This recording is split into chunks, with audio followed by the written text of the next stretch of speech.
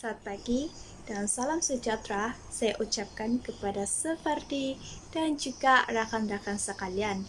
Kami sekumpulan pada pagi ini ingin membentangkan mengenai dengan topik 9 yang bertajuk Building Strong Center Family Partnership, Strategies for Involving Families. Seterusnya, maksud keluarga. Keluarga adalah sebuah unit asas sosial yang membekalkan sumber manusia untuk pembangunan serta menjamin kesinambungan insan sebagai generasi akan datang. Mengikut peruntukan dalam Deklarasi Hak Asasi Manusia Sejagat 1948, institusi keluarga adalah satu unit terpenting dalam masyarakat. Sehubungan itu, adalah wajar institusi keluarga diberikan perlindungan oleh masyarakat dan kerajaan.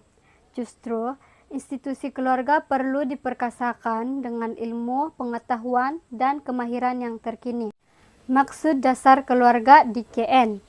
Dasar keluarga negara merupakan dasar utama yang memfokuskan kepada aspek kesejahteraan dan pembangunan keluarga.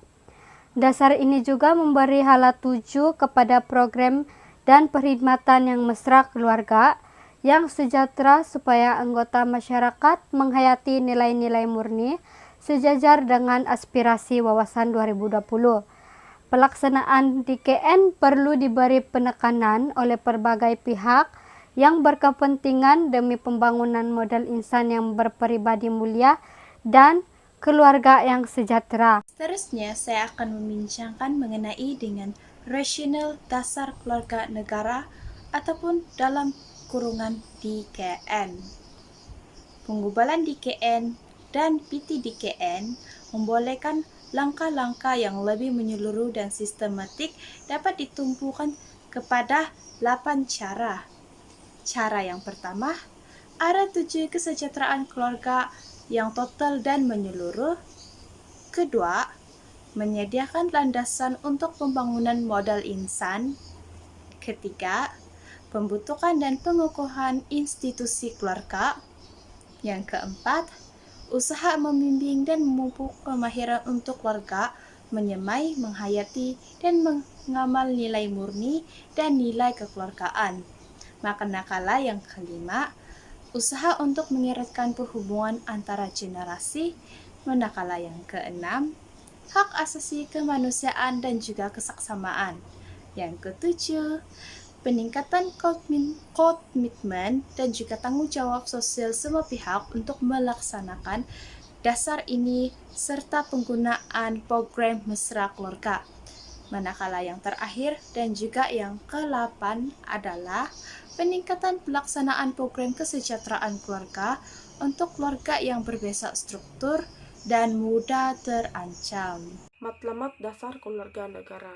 Dasar ini bermatlamat untuk membangunkan keluarga yang sehat, sejahtera, dan resilient untuk memastikan kestabilan sosial. Dasar ini juga menjadi pemangkin kepada kesadaran dan komitmen semua pihak yang berkepentingan, termasuk setiap anggota masyarakat untuk mencapai matlamat yang dihasratkan. Prinsip dasar keluarga negara DKN.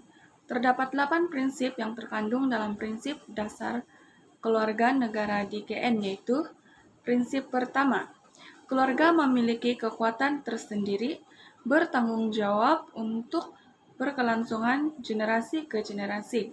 Prinsip kedua, keluarga bertanggung jawab memupuk dan menghayati nilai-nilai murni. Prinsip ketiga, kepelbagaian struktur keluarga mewujudkan keperluan yang berbeza. Prinsip keempat, hubungan mesra, budaya perkongsian sumber, dan tanggung jawab bersama dan saksama menjamin kesejahteraan keluarga. Prinsip kelima, ilmu dan maklumat sebagai asas keluarga sejahtera ke keluarga. Prinsip keenam, perundangan, dasar, dan program perlu mesra keluarga. Prinsip ketujuh, ahli keluarga mempunyai hak asasi dan perlindungan. Antara strategi bulan tindakan dasar keluarga negara DKN ialah meningkatkan komitmen dan penglibatan berbagai pihak untuk mengutamakan perspektif keluarga dalam segala usaha pembangunan sosioekonomi. Seterusnya, memastikan undang-undang, dasar, prosedur, serta penguatkuasaan undang-undang dan peraturan mengutamakan perspektif keluarga. Seterusnya, menyediakan dan memastikan program perkhidmatan dan kemudahan mesra keluarga serta mudah diakses atau dicapai. Seterusnya adalah strategi pelaksanaan dasar keluarga negara, yaitu DKN. Ini memfokuskan kepada aspek kesejahteraan dan pembangunan keluarga. Dan ini adalah bagi mencapai matlamat dasar keluarga negara. Dan sebanyak 6 strategi telah dirangka. Antara strategi tersebut adalah yang pertama, penyelidikan dan pembangunan dalam kesejahteraan keluarga. Ini bertujuan untuk menjadi panduan kepada pengubahan dasar dan undang-undang dalam sesebuah keluarga. Dan yang kedua, advokasi mengutamakan kesejahteraan keluarga. Dan yang ketiga, latihan dan pendidikan sepanjang hayat untuk pembangunan model insan dan keluarga sejahtera. Ini adalah bagi menggalakkan keluarga memiliki ilmu pengetahuan dan membangunkan insan yang mempunyai nilai-nilai murni dan berakhlak mulia. Dan yang keempat adalah penyediaan kemudahan sumber dan persekitaran yang mendaya upayakan keluarga.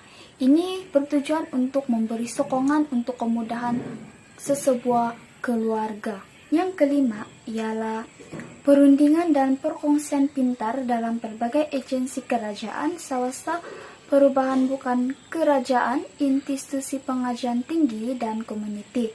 Dan yang terakhir adalah pemantauan dan penilaian.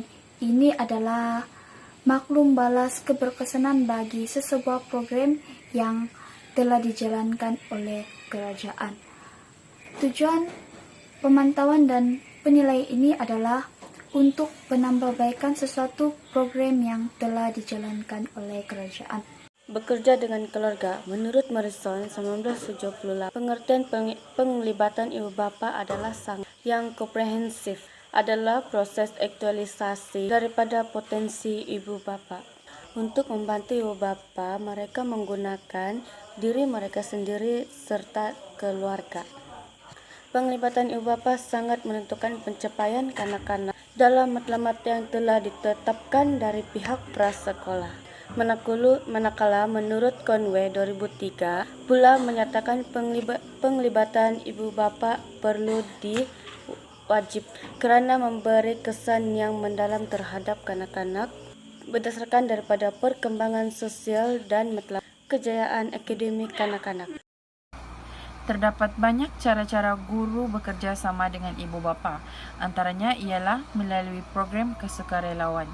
Seperti contoh, pihak Taska ataupun Tadika boleh melakukan perancangan pelbagai program yang melibatkan ibu bapa di Tadika, sama ada sebagai sukarelawan, peserta ataupun sebagai penonton dalam mana-mana aktiviti Tadika. Kerjasama antara pihak Taska maupun Tadika dan ibu bapa dalam penganjuran dan pelaksanaan sesuatu aktiviti secara tidak langsung akan menyumbang kepada kejayaan murid-murid. Misalnya, aktiviti gotong royong mengecat bangunan Tadika. Ibu bapa membantu pelbagai penganjuran aktiviti pelajar di Tadika ataupun Taska.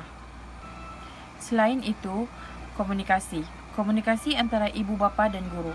Dalam penglibatan jenis ini, pihak Taska atau Tadika akan berusaha berkomunikasi secara berkesan dengan pihak ibu bapa melalui pelbagai cara dan media dalam usaha untuk membantu pelajaran murid-murid. Misalnya, pihak sekolah menggunakan surat bagi menerangkan program-program yang dilaksanakan di Tadika ataupun guru menerangkan kepada pihak ibu bapa tentang perkembangan prestasi semasa anak-anak mereka semasa perjumpaan ibu bapa dengan guru. Selain itu, melalui saluran tertentu, pihak ibu bapa juga boleh memberi maklum balas terhadap perkara-perkara tertentu kepada pihak sekolah. Terdapat beberapa kepentingan guru bekerja sama dengan ibu bapa. Antaranya ialah guru-guru dapat membina hubungan dengan kanak-kanak. Selain itu, ibu bapa dapat mengetahui perkembangan tingkah laku anak-anak mereka semasa di rumah dan di sekolah. Seterusnya, Guru maupun ibu bapa dapat berkongsi atau bertukar-tukar idea mengenai cara didikan anak-anak mereka di samping dapat menggalakkan lagi keterhubungan sekolah. Dengan ini jelaslah bahawa kerjasama antara guru dan ibu bapa amatlah penting bagi kesejahteraan dan perkembangan murid-murid. Buku panduan ibu bapa atau dipanggil sebagai handbook merupakan satu buku di mana peraturan, syarat dan kepentingan perlu difahami dan dipatuhi oleh ibu bapa untuk lebih faham mengenai dengan pendidikan dan pendaftaran kanak-kanak ke sebuah tadika yang telah dipilih. Ini adalah contoh buku panduan ibu bapa yang digunakan apabila mereka menghantar kanak-kanak di sebuah taska ataupun tadika. Akhir sekali, saya akan membincangkan mengenai dengan isi kandungan buku yang terdapat dalam buku panduan ibu bapa ataupun dalam bahasa Inggrisnya adalah Parent Handbook. Terdapat 11 syarat-syarat dan peraturan yang harus difahami dan dipatuhi oleh ibu bapa. Pertama sekali, maklumat program. Kedua, kalender persekolahan. Dan yang ketiga, yuran. Keempat, kaedah pembayaran. Kelima, kehadiran. Keenam, pendapatan program. Ketujuh, kesihatan dan makanan kanak-kanak. Kelapan, rawatan atau pemberian ubat ataupun kecemasan. 9. Mengenai dengan keselamatan kanak-kanak. 10. Pakaian dan permainan kanak-kanak. Dan yang terakhir sekali, peraturan yang ke-11 adalah mengenai dengan penglibatan ibu bapa. Dan lain-lain perkara yang ada dalam buku panduan ibu bapa adalah ibu bapa dan guru. Kedua, maklumat terkini latar belakang kanak-kanak. Dan yang ketiga, bahasa pengantar. Yang keempat, kerahasiaan. Kelima, pertama ketadika. Dan yang terakhir adalah cadangan dan komen. Itu saja daripada kumpulan kami pada hari ini. Sekian dan terima kasih.